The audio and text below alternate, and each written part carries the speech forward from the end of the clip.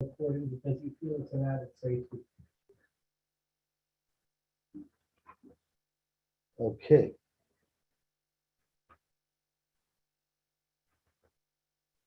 Okay, so up to Hela the Gemara. So Ilfa and Rabbi Yochanan were two massive Talmidei Chachamim, and they were very, very poor. And they decided that they need to go make parnasa.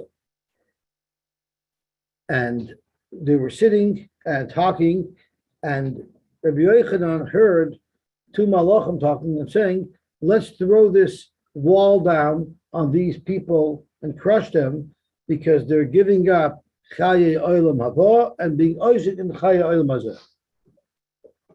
And suddenly, Rabbi Yochanan heard that, so he said, oh no. He said, Ilfa, did you hear that?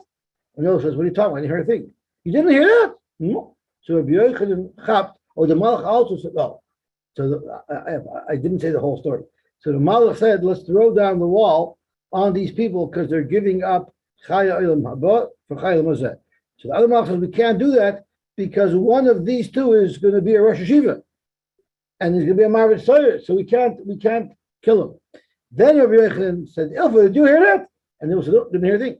So Rabbi Yochanan figured that it must have been talking to him. And he must be the one who has to stay and learn. So he told Ilfa, I think I'm going to go back to yeshiva. I'm not going to join this new Amazon venture with you.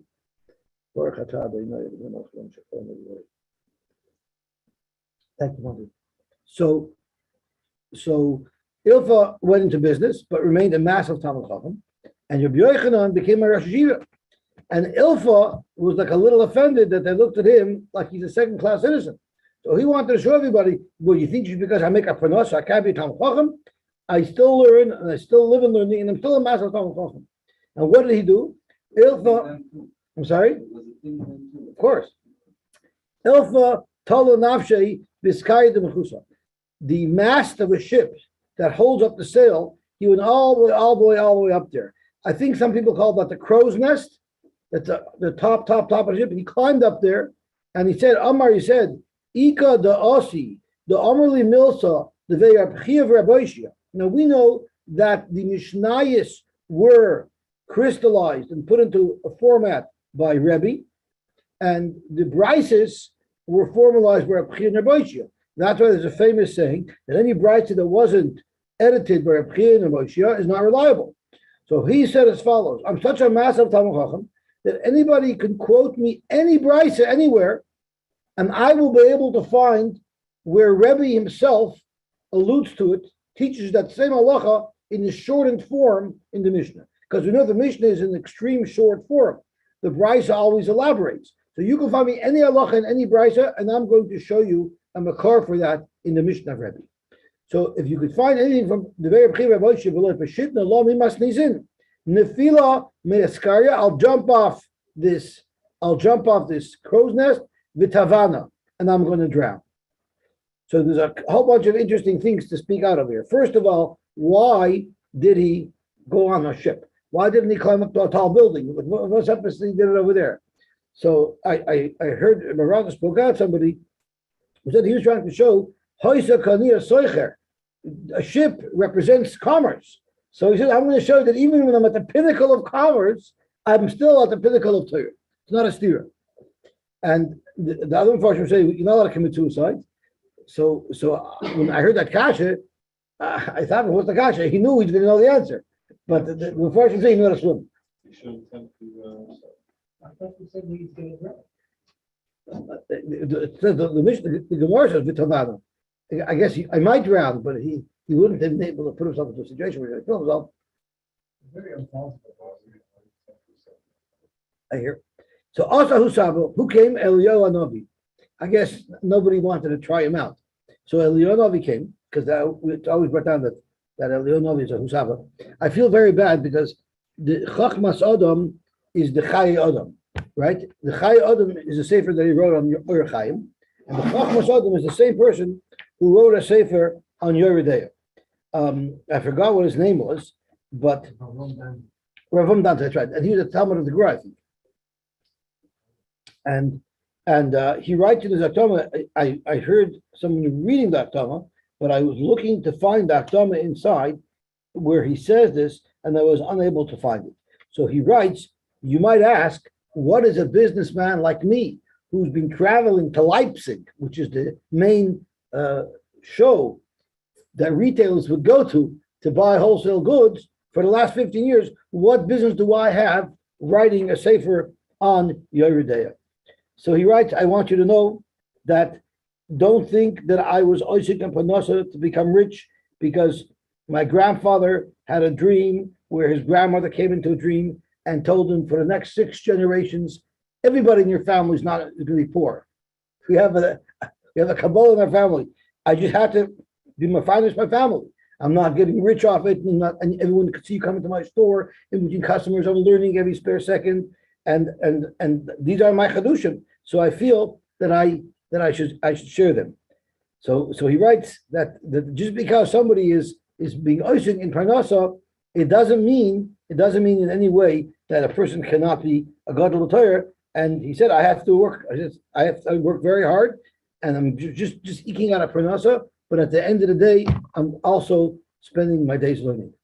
So, I'm sorry? Oh, it's nothing at all. No, but why did? No.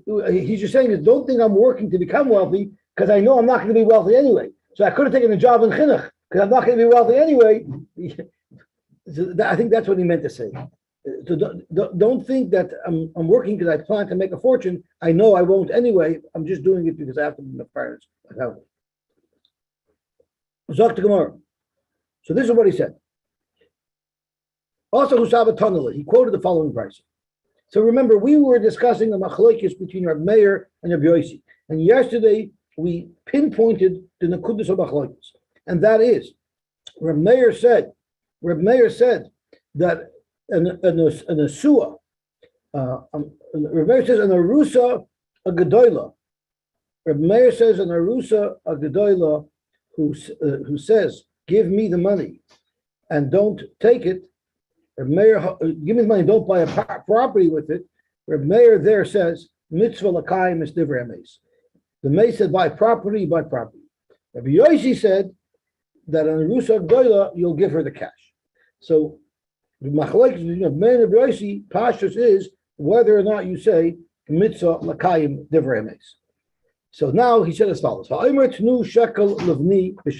someone was dying, and he said, I want my children not to just go into my estate and squander it away.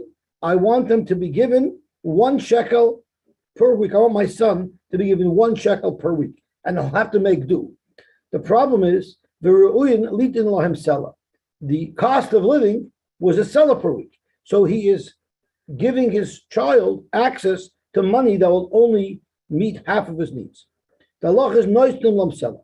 You give them seller anyway, because surely the father wants the son to survive. He may have misunderstood how much he would need. But if he said, don't give them more than a shekel, then clearly it's not a mistake that he thinks that a shekel would be enough. There you see a hakpada on his part that he only wants them to have a shekel, and even though he knows it's not enough for them, ain't no shekel. You listen. V'im Omar, what if he said even stronger? Im mesu yirshu acherem tachtei. This my estate goes to my son.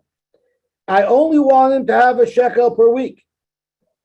And when he dies, I want it to go to Reuven. So there, Bein Sha'amar Tnu, Bein Sha'amar Al Titnu, it doesn't make a difference how he expressed the limit of a shekel per week, a nice elo shekel, because there he clearly showed that he wants there to be money left over to go to the next child. So the question is, where do you see this halacha in Rabbi's words? Amalei, Ilbla said that's an easy one. Hamani, who is this going according to? Rab Meir. It's going to our Rab Meir, the Omar Mitzvah Lakayim Divrei Hames. So Krash Rav Meir, the must listen. It's Rav Meir of our Mishnah, the Omar Yasa Shlish, Masha Hushlash Biyadu. The Shlish should do exactly what he was instructed. So Toshus asks a very interesting kasha. that we really need to clarify. And that is, we have the concept of mitzvah l'kayim divrei meis. When the mess gives instructions, you have to follow those instructions. But we also have another rule, divrei shchiv mira kiksuven v'chemesurim dom. Where did we have that ruling last? We had it if someone was about to die, and he said, kisru get le'ishti. He told a shliach, write a get to my wife. But he never said tenu get le'ishti. So we say that even though he didn't write tenu, his expression was deficient, we say that he meant kisvu tnu. He's dying, so he's not clear. And therefore, we make the shliach has a right to go and give his wife a get so that she should not be zakuk libum. So that is the concept of divrei shchivma k'ksuvim v'chamsurim dami. And the reason why we do that is because if we don't follow through on the words of the shchivra, that in and of itself will cause grief for the shchivra, and that could cause him to die. So either way, either rule tells us that what a person says, you have to follow what he says after he dies. So how do these two rules complement each other? What does one cover that the other one doesn't? So I'm in Tosfos, and I'm looking at the top Tosfos and the item aleph. Hakayim alon mitzvah lakayim divrei emes. Afilu b'bari kayim alon hachim. So that's the very first difference. Even a healthy person who says, I want this to happen to my Yerusha, you listen to him. So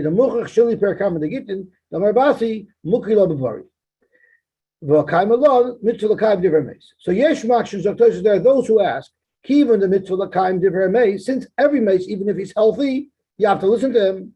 Im kein maya hani ha the divrei shchivimra kiksuvim v'chemesurim domi. Why do I need that rule of divrei shchivimra kiksuvim v'chemesurim? Any person, even if he's not a shchivimra, if he makes a statement about what he wants to happen, you listen to his words. There's some differences.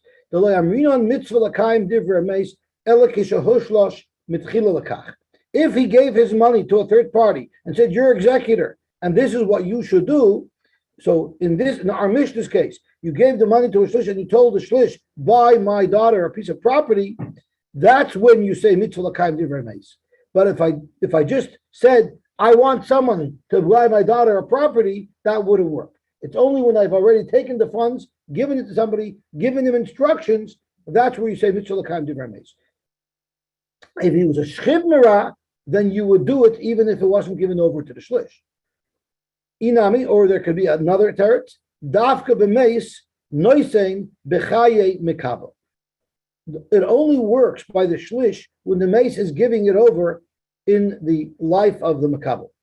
Aval divrei shchivmera b'chol inyakim mitzurim domi. Divrei shchivmera would work regardless, even by things that don't work properly. So divrei shchivmera makes a non-halachic transaction valid. But the svar of mitzvah l'kaim divrei meis just follows the normal rules of transactions, but we follow his tzivui.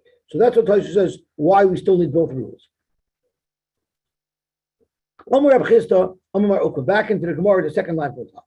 Hilchos halacha is bein she'amar tnu uvein she'amar al titnu, whether or not he said tnu or he said al titnu, noistin lahem kol tzarchem. Regardless, you give them whatever they need.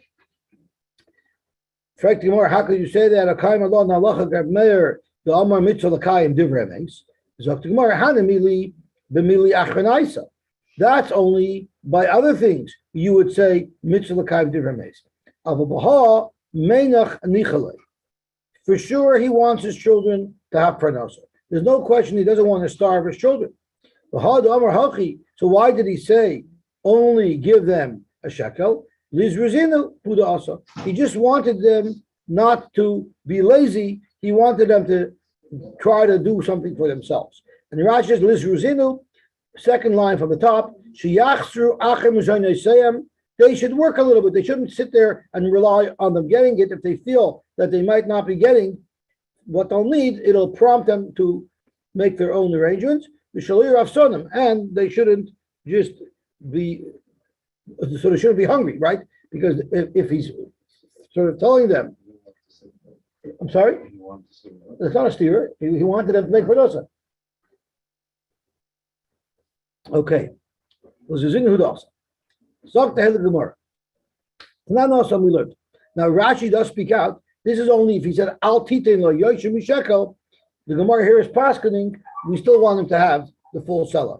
But if he said after this child, I want it to go to somebody else, there he means business, because that's clearly not Luzazimli. That's clearly he wants the other person to also benefit from his estate. Tanam we learned Hapautos. Pautos Rashi says are Tinoikos Bas B'Neshana Ushmoina. We're talking about 8-9-year-old children who have some level of maturity and understanding. Mechan Mekach, if they sell, it's a good sale. We say they have enough clarity of understanding to appreciate what they're doing.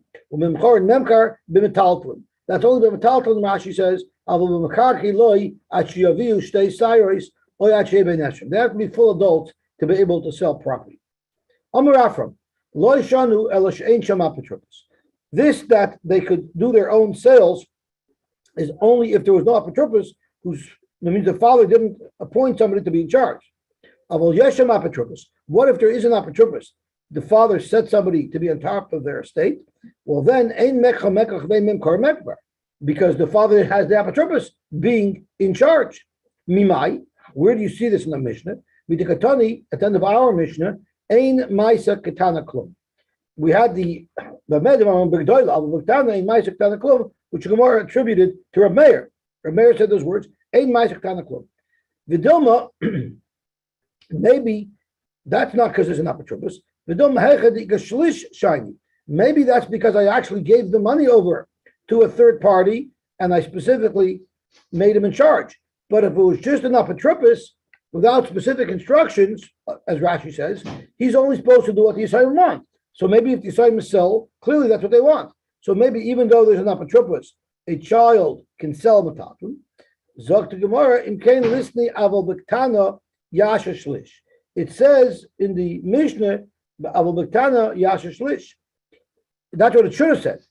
Aval Bektana Yasha Shlish Mashahu Shlish Biyadai. That's not what the Mishnah says. Rather, it says Aval Bektana Ein Ma'aseh Ketana Klum. It's a much stronger lashon. My Ein Ma'aseh Ketana Klum. Shmamino Afilu Ba'alma. Even without a Shlish, no matter what, it's a rule that the Ma'aseh Ketana has no validity. So Baruch Hashem, we finished the parak. Hadin lach Mesias Isha. Hadin lach Mesias Isha. Hadin lach Mesias Isha. Now, about this shaila of mitzvah l'kaim divrei emes, there's actually a shaila in Choshen Mishpat. Does this apply only to momonistic decisions, or does it apply to non-momonistic decisions? So, where is there a typical case that's discussed in the Poishkin? The Shvis Yaakov discusses a woman who left in her tzavah. I do not want anybody to be masculine. So do you have to listen? Do you have to listen to that? So the Shvis Yaakov says you have to listen to that. So there are those achronim bring a raya that from here you have a raya that you say mitzvah l'shmoi divrei meis even for a non-momonistic issue. But then there are those who say it's not a raya because in the days of the Shvis Yaakov you would have to pay the person who was giving the husband. So weiter, it's a financial issue. And then there was another shaila about mitzvah. The way around, you just say you didn't want. Then there's a shaila. I find it, I'm surprised that he chose a woman, right? That was the case. No, that was a shaila that came to the Shvis Yaakov. It was a shaila that came to him. Then the other shaila was what happens. There was it's also a shaila that was discussed in the Stei Chemet. He discussed a shaila where a man gave instructions of what he wants done with his estate, precisely what he wants done, and maybe it wasn't following all the laws of Yerusha, but this is what I want done, and then he took poison, he ate it, and killed himself. So the question is, do you say mitzvah l'kaim divrei emes on a Rosha? So there was also a shaila, do you always say mitzvah l'kaim divrei emes, even though it's Rosha? Then there's a shaila about mitzvah l'kaim divrei emes. Does that mean you take the money away from the Yerush who belongs when you give it to somebody else?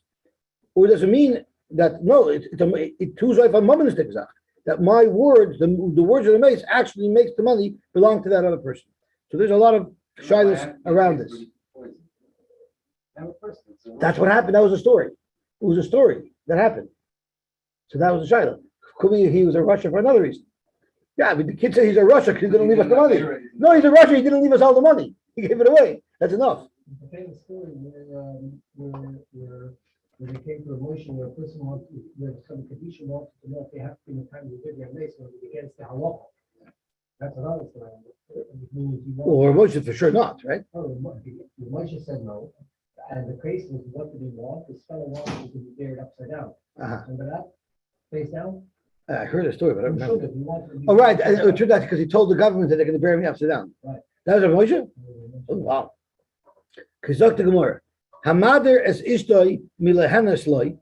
A person made a nether that his wife cannot have a no from him. So Rashi says right away, a person cannot prohibit his wife to have a no of tashmish from him. The Hamashubad law, Rashi says. If it doesn't belong to him to be able to ask her, it's already hers. Therefore, if he makes such a nether, we won't force him to be mitzer because there's no problem. We're talking about anos mezainos. So he says she's not going to have enough for me. Now the problem is he's meshubah to give her mezainos as well. Rashi points out. So the Gemara is going to ask that. So if it's only up to 30 days, then it's not a problem. Yamid parnas. He can ask a friend, a shliach, to give his wife mezainos that she needs for that period of time. Yes, he can. But if he does that for a longer period of time, then Yosy v'yitin ksuba. Then he has to give her a get and he has to pay up her ksuba in full.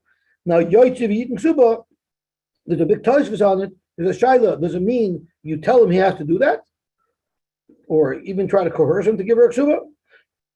Or maybe that's the psak halacha, but he doesn't have to do it. You don't force him. If he wants to live that way, he could live that way. Rabbi Yehuda be Yisrael, if it's a Yisrael who, even if he divorces his wife, he can remarry her again. Chodesh echad yekayim, only allow her to be in such a situation for up to a month, where the third party is supporting her.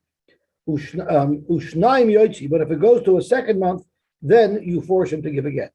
Yotzi v'yitin ksuba. And again, force is totally in the machloikis and tosfos. You tell him, you advise him.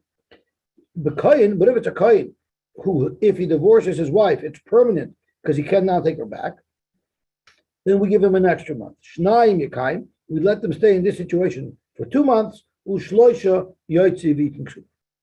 No, I'm sorry. Can't he be mattered another? Well, that's exactly why we're waiting. Maybe he will find a Pesach. That's exactly the point. He could be mattered another if they find a Pesach. Rashi v'shema soifa yischaret. Okay, so let's see the Gemara weiter, the Mishnah weiter. Hamader says, I don't really understand the next line that I'm reading, but maybe you will help me. Hamader ishtoi sheloi titaim echad mikol peiros. A husband was asking his wife to eat any peiros. Now, how could he ask her to eat peiros? She has to make her own nether. So Rashi tells us, echad mikol peiros. She said, koinim pri ploni alai. She says, I will never eat oranges again. Well, who kaimlad? He was makaimer nether. So then it's Yosy v'yitin ksuba. So I maybe it's very obvious, but I can't figure this out. So why can't a woman just live without oranges? So she'll eat apples instead. It seems to say that if she's answering. Maybe he's an orange farmer and it impacts him financially. So what's the This problem? is all he's got. He's got oranges. Now it's all ahead.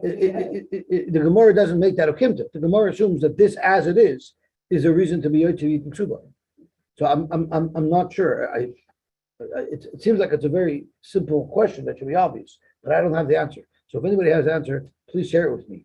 It doesn't mean it's a tifikash. It could be an amaratza question, but I still don't have the answer, and I have to ask. Anything whatsoever that impacts a husband's finances is something that's subject to his nullification. This is And if she says, I don't want to eat chuck steak, the cheaper one, I only but once he doesn't, it's subject to his nullification. He nullified. He does not nullify, right? So why is that a problem for the marriage? Why can't they live that way? Oh, that's what It's a teaser. The Gemara will explain it tomorrow. Oh, the Gemara will explain tomorrow? Yeah. Okay. I didn't get that far when I was preparing. So thank you very much. Rabbi Yehuda says, Be Yisrael Yom Echad, Be Yisrael Yom Echad Yikayim. By a Yisrael, up to 1 day, they could survive. But Shnayim Yotzi v'yitin ksuba. Uvekayin Shnayim Yikayim, 2 days we could live, but Shloisha Yotze eating Ksuba. Dr. Gemara weiter. Hamader es Ishtoi Shaloi Tiskashet Be'echad Mikol Amini. He told his wife, I don't want you to use mascara. I don't want you to use one type of perfume. I don't want you to use this perfume. Again, he can't be mad at her. It's the same thing where she made the nether and he was Makayim it. Once again, Yotze V'yitin Ksuba. Rabbi Yosy Omer, Banios, it's only a problem, Shaloi Nosen Kitzvah. But in the years, it's only a problem if she says, I will never use that perfume again, then it's a problem that he can't, that he has to give her a get. But the Ashiris who are used to using perfume more often, they can't live knowing that it's forever. They can't even survive less than that. Even if the nether is only for 30 days, even that's too much for her to survive, and therefore it would be Yotze V'yitin Ksuba. But the needs it's only if they think they'll never be able to do it again. Because let's see the Helig of the Gemara. Fact the Gemara, but even the Meshubit law, since he is Meshubit to support his wife, to give her Mezainis, Hechi Mati Mother law. How could he make a nether? How could he ask his wife from having a no from him? He's Meshubit.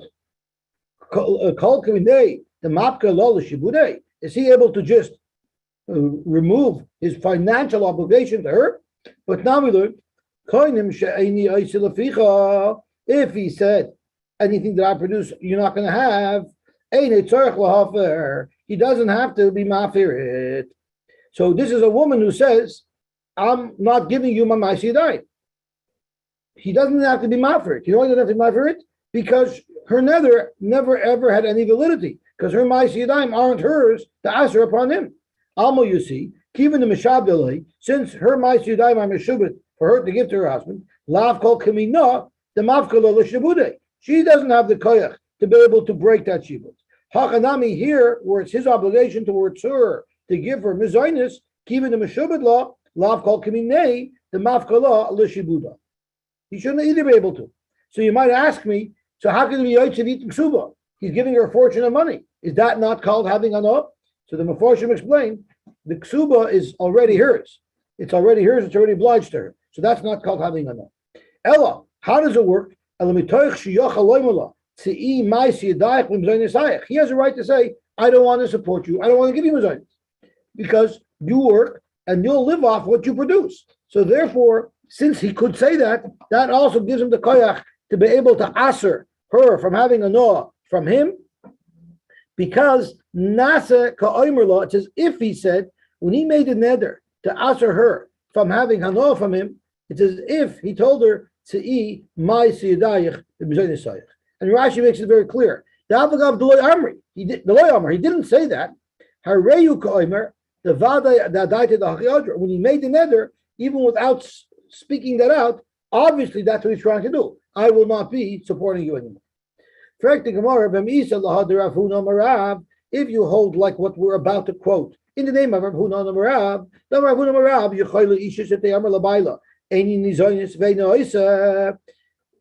Marav says that a woman could say, I don't need your toivus, you don't have to support me, and I don't want to give you a ma'asidayim. So if a woman could say that, well then back to the Bryce we just quoted. What did the Bryce say on Amar Aleph at the bottom? Her nether has no validity because those aren't her ma'asidayim. Am I in the lofer? Say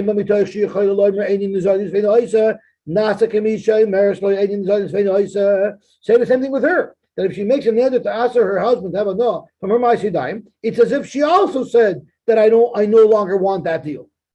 Ella, we have to backtrack and we have to once again explain why does the nether work when the husband says you're not going to have a no from me, a nos mezainis.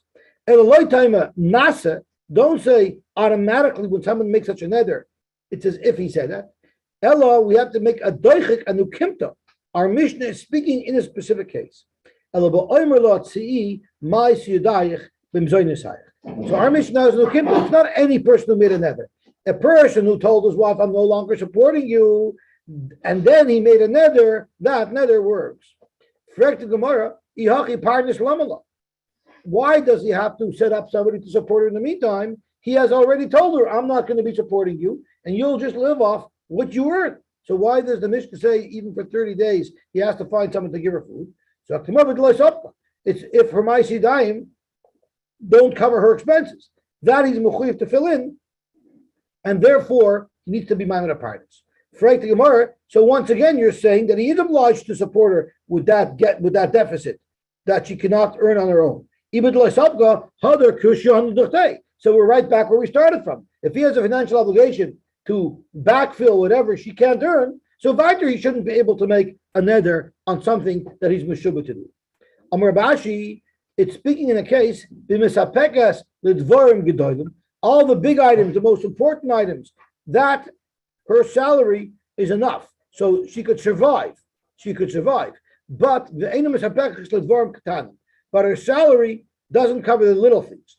Now we don't know yet what this means. So the Gemara elaborates. What are these small things that she doesn't really need to survive? If it's something that as a woman from her home, she was used to having it, that's her level of finances. Well, then we know that husband is responsible to keep up her standard of living. So weiter it's meshubah, so how could he make such a nether? And if it's not something that she was used to having, so then he's not meshubah to give it to her at all. So again, parnis lamala. So we need something in the middle. We need something that he has to provide for her, yet he's not meshubah, and therefore he could make a nether on. So what is that? So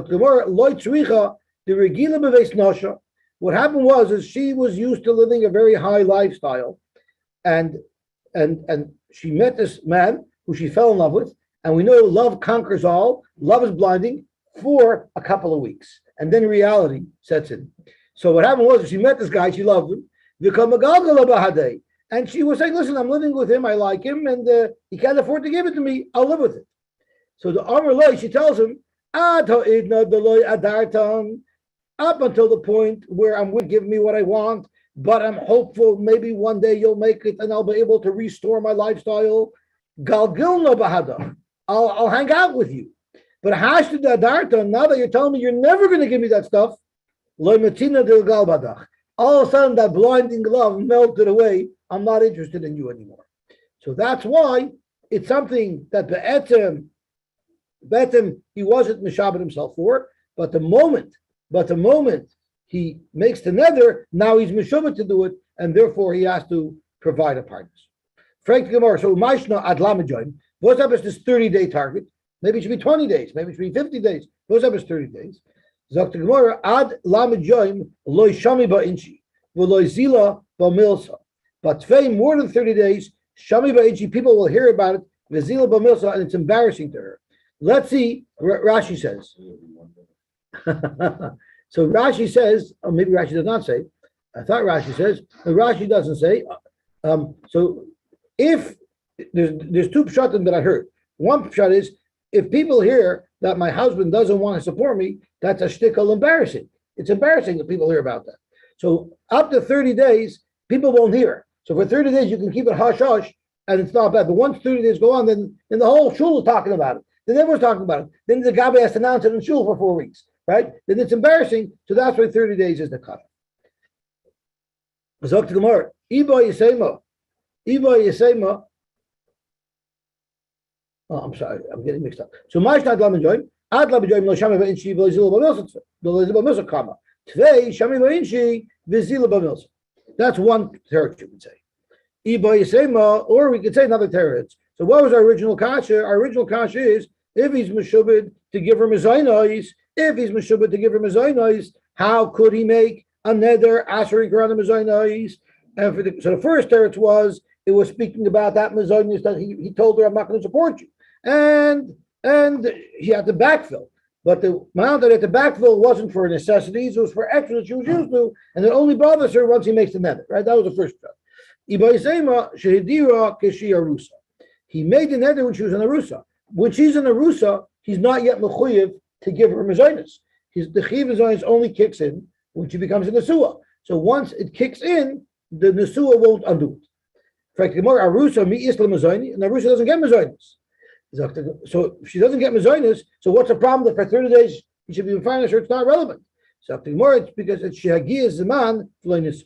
It's the time they had made up that we're going to get married, but they didn't make the nesuin yet. And Rashi says very important. Rashi very important. The midaraisa loy meshubadla. Midaraisa the shibut to support her is only after the nesuin. Midarabanan they said that if you made up a time where the nesuin is going to become and you delayed it, so from that point on you're still mechuyev to support her. Leficha chala neder the iser daraisa who midarabanan because the nether is an iser daraisa. Midarabanan chayv l'zayna. And it's only a chiv midarabanan to give him a zaynais. Lefichach yamid parnis. Therefore, the nether is chal, but he has to hire a parnis to fulfill his derabanan responsibility. Sorry, did we say? So the Tnan we learned he gives man nisu. If the time came and he didn't do the nisuin yet, oichos mishaloi v'oichos betruma. So you see, at that point, he takes over responsibility midarabanan to support her. So according to this pshat, why is this nether only allowed to remain for 30 days? Because you can get someone to support your wife for 30 days. More than that, you're not going to be able to find someone who's going to be willing to do it. So that's the second shot in why he could make a nether to answer her, yet he still has to be mefarnes. In the nether he could make, because there's no chiv deraisa to be mefarneser. The parnes he has to set up because there's a chiv derabban to be mefarneser, and 30 days is the maximum amount of time that he'll be able to find someone to be mefarneser. We have a third shot is shehedira kishiarusa venisis. It's speaking where he was mother and she was an arusa, and then they actually got married. And there we say once the Isser nether was chal, it will overrule even the deraisa de kechiyev to support her because the Isser was there. It preceded the nesuin. Frank Gemara, this is hasav of a kibla. If she accepted nesuin under these conditions, where she knew that her husband wasn't supporting her, well, then what's the problem? She accepted it, so obviously she's happy with that condition. At first, I wanted to be with him so much, I thought, you know what, I'll be able to live with that. I'll be able to live with him not supporting me. Actually, now that I'm in it, it's not so gishmak anymore. I can't accept it anymore. Frank the Gemara, we've heard of such a concept. If he has some physical defect and she says, I'll marry him anyway, and then she realizes she can't do it, that's where you say it. Would we say something like that, that she can back out? We don't like this shot. We'll have to have shot like one of the two first pshatim. Either it's speaking about where he wasn't being mazoner and he had to backfill, and the backfill is an amount that's not, you're not really mechuyivin. That's the first shot. And the second shot is it's speaking where it's higil is a monolistis. The time only came to make the nesuin, but he didn't make the nesuin yet. Those were the two shots. So let's see Rashi. Gabe mumen b'shili pirkin masnisin, but lin yimzoyim yam rina on svura yisi yedasi shiav shalom below bezoynis. In other words, I think what Rashi is saying is it's not because it was a physical defect. And one's moment is it's because a physical defect, maybe she doesn't have clarity in what exactly she's dealing with until she's actually living with him. But when they tell her you're not getting supported, she has all the facts in front of her, and she can't say that I changed my mind. At Shloshim Yom Yamid Parnas. Zok to Gemara. I don't understand. I'm asking my friend to support my wife. Why is that any better? Uparnas Lab Shlichusei Kavid. He's doing his friend a favor. So he's doing his friend a favor, so he's doing it on behalf of me. So Varter, she's having enough of me. How does this get around the nether? Amar Puna, Boimer, he said, not do me a favor, friend, take care of her. He just made an announcement. Kol hazon enim mafsid. Whoever supports my wife, I promise you, you won't lose. But he didn't actually make anybody into a shliach. So whoever is doing it on his own. Are you telling me when someone says like that, we don't consider that a shlichus? Because he wasn't specifically appointing a person? But now we learned, there was somebody who was stuck in a bar, the Omar, and he said, not save me, I'm happy dying. But whoever hears my voice, should give a get to my wife. So the law is, now that for sure needs shlichus. to give a get, you need to be a shliach. So you see that this general statement is considered a shlichus. So if this general statement is considered a shlichus, how could he be mefarnas his wife this way? So he actually gave a commandment, right? Hacha mi ka'amar Yosem, kol hazon ka'amar. He didn't. In the case of get, he actually gave instructions. It might not have been to a specific person, but he gave instructions. Here, he didn't give instructions. He just said, if you're going to do it, don't worry about it. I'm sorry? In the Chama, but he still has to make a shliach. Zok the Gemara, Amar Rab Ami, Rab Ami said, B'daleka hitiru, loymar kol machaba in the mafsid. Rab Ami said, if there's a fire on Shabbos, or if there's a fire, not on Shabbos, if there's a fire and he can't put it out by himself and needs help, he can say, kol machaba in the mafsid. Whoever takes off work, whoever gives me resources, whoever does whatever he could to put out the fire, he won't lose. And I'm sorry, this is on Shabbos. So so but the leika, it's only mutter by a fire. Why? Because he's going to lose everything. But under normal situations, wouldn't be allowed. Lamute might coming to be might what? Lav lamute kagavna. Wouldn't it say that in this case it's usher, where he's not allowed to give his wife parnasa because he made a nether? Wouldn't it say that if he said kalazon in the mafsid, wouldn't that say that it would also be usher? It's only because of the leika that it was allowed. So it's only referring to other Yisurim of Shabbos wouldn't be allowed. But of course, in our case, it's considered it's not a shlichus and it's going to be mutter to do. Masav Rabbah, Hamuder Hana Mechaverei. What if Reuven said, Shimon, you may not have any hana from me? But the problem is, Ve'ein loy ma'yochel. Shimon has nothing to eat. And Reuven feels bad. But Reuven can't give Shimon anything because Reuven made another and he won't give anything. So Yelech Etzel Chem Reuven can go to a storekeeper who trusts him, and he can tell him. He can tell the storekeeper, Shimon's not allowed to have enough of me. Therefore, I don't know how to support him, but he's going to starve to death. So then, who knows? The Chemveni on his own will understand, and he'll give food for free to Shimon, and then he can come back and collect from Reuven. You see, only that's a case where it's mutter.